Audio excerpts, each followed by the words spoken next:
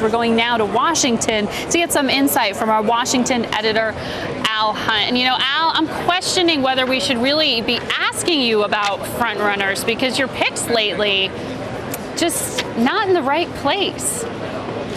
Last night painful for you? Margaret Brennan, if you ever get tired of being a star anchor, you can go to Vegas and be a bookmaker. You're so good. You've beaten me once again.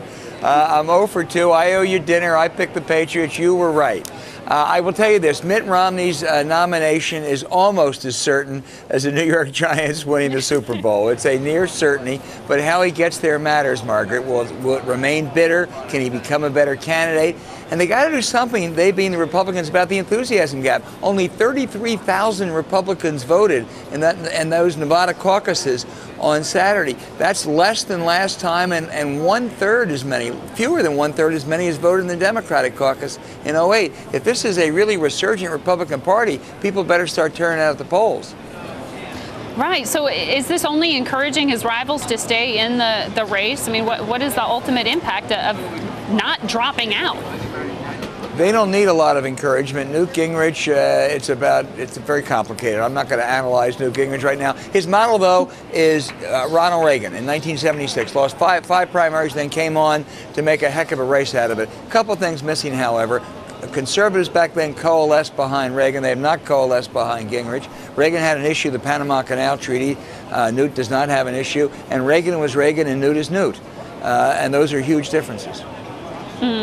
Well, if it sounds like you're saying in some ways, or at least as some recent polls indicate, that this race may be for President Obama to lose. I mean, is there the risk of overestimating his position, his strength in this race? Well, I think that's what many Obama insiders are saying now. I think there's a little bit of arrogance, a little bit of hubris, a little bit of insularity there. They don't reach out a lot. I think overconfidence can be a real problem.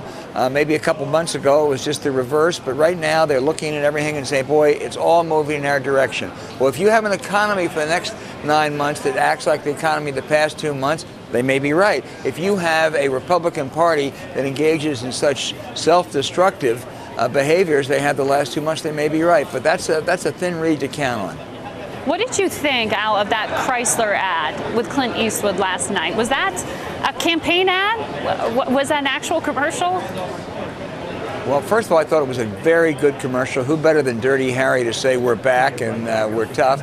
I thought it was perfectly appropriate. It's Chrysler. That's the way they feel. That's their message. It certainly it echoes the message you're going to get from Barack Obama. It's also why I think that Mitt Romney will have a very hard time winning his native state of Michigan, because both Chrysler and GM are back. One can argue about why, but I think what Clint Eastwood said last night resonates.